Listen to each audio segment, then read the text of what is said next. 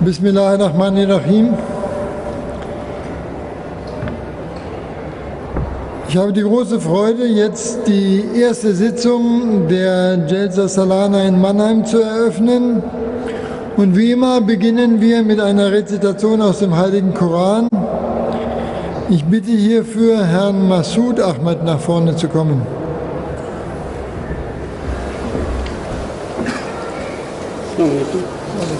السلام عليكم. أعوذ بالله من الشيطان الرجيم.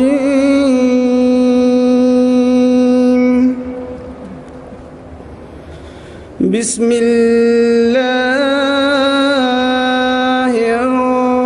الرحمن الرحيم.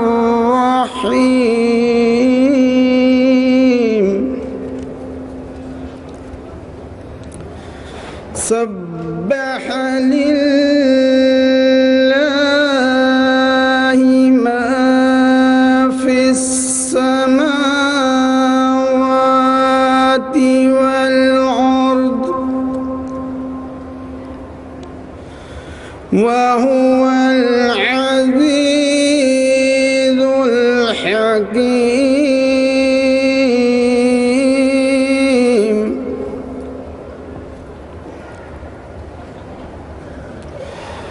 له ملك السماوات والأرض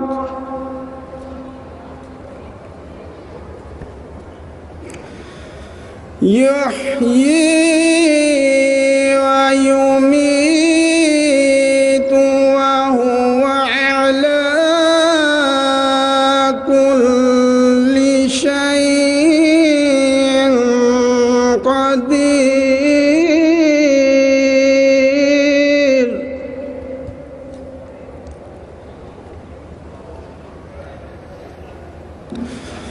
هو الأول والآخر والظاهر والباطن وهو بكل شيء عليم.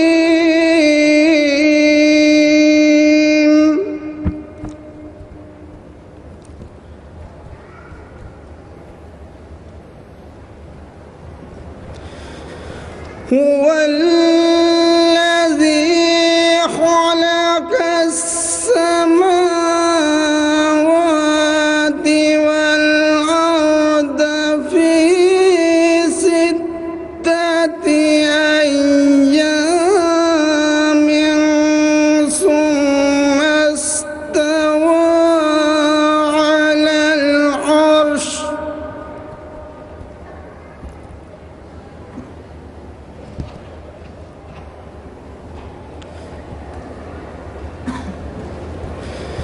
يعلم ما يلج في الأرض وما يخرج منها وما ينزل من السماء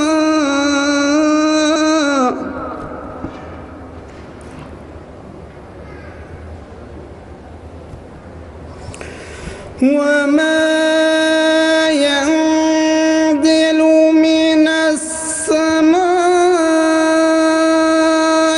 وما يعرج فيها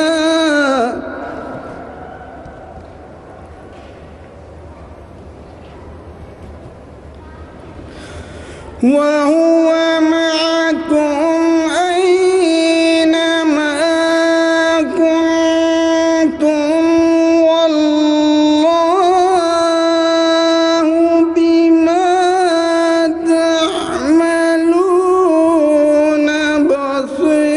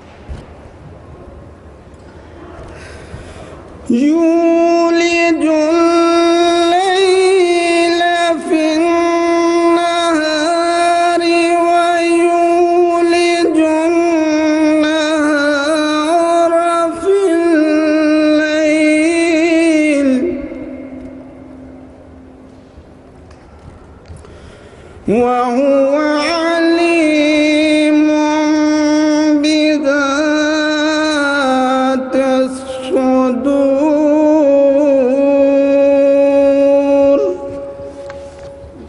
Jazakumullah. Die Urdu-Übersetzung, dazu bitte ich Herrn Hasnat Ahmed nach vorne zu kommen.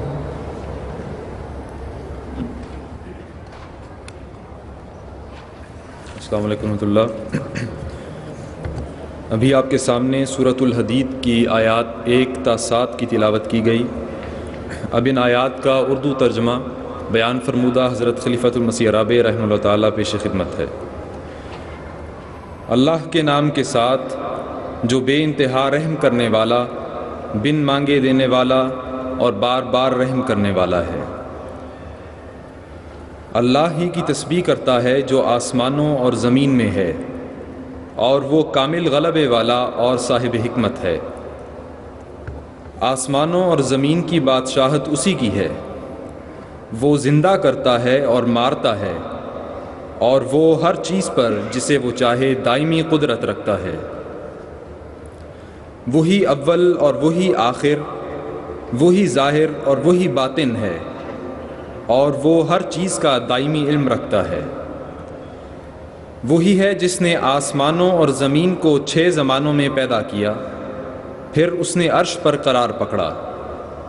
وہ جانتا ہے جو زمین میں داخل ہوتا ہے اور جو اس میں سے نکلتا ہے، اور جو آسمان سے اترتا ہے اور جو اس میں چڑھ جاتا ہے. اور وہ تمہارے ساتھ ہوتا ہے جہاں کہیں بھی تم ہو، اور جو تم کرتے ہو اللہ اس پر ہمیشہ گہری نظر رکھنے والا ہے. اسی کی بادشاہت ہے آسمانوں اور زمین کی، اور اللہ کی طرف ہی تمام امور لوٹائے جاتے ہیں. وہ رات کو دن میں داخل کرتا ہے اور دن کو رات میں داخل کرتا ہے، اور وہ سینوں کی باتوں کا بھی ہمیشہ علم رکھتا ہے. Jazakumullah.